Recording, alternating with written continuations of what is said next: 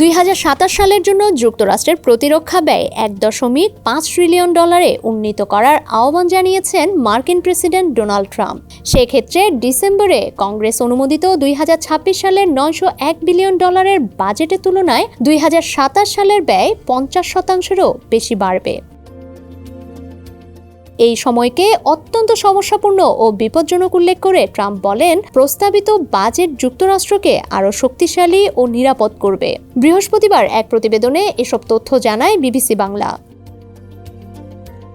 বুধবার সামাজিক যোগাযোগ মাধ্যমে দেওয়া এক পোস্টে ট্রাম্প বলেন, এই বাজেট যুক্তরাষ্ট্রের ড্রিম মিলিটারি বা স্বপ্নের সামরিক বাহিনী গঠনে সহায়ক হবে, যে সামরিক বাহিনী দীর্ঘদিন ধরেই আমাদের প্রাপ্য। আরও গুরুত্বপূর্ণ বিষয় হলো, এটা আমাদের সব শত্রুর ক্ষেত্রেই নিরাপদ ও সুরক্ষিত রাখবে।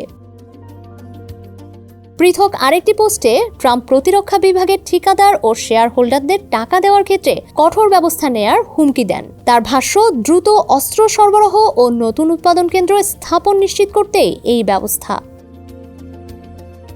ট্রাম্পের এই ঘোষণার পর যুক্তরাষ্ট্রের প্রধান প্রতিরক্ষা সরঞ্জাম নির্মাতা লকহিড মার্টিন, নর্থরুপ গ্রুম্যান ও রেথিয়নের শেয়ারের দাম 5%-রও বেশি বেড়েছে।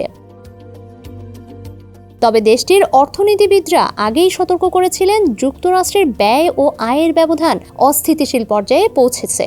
এ বিষয়ে ট্রাম্প বলেন, শুল্কের মাধ্যমে অর্থ আনার কারণে ওয়াশিংটন তার প্রস্তাবিত $1.5 ট্রিলিয়ন প্রতিরক্ষা বাজেট সহজেই ছুঁতে পারবে।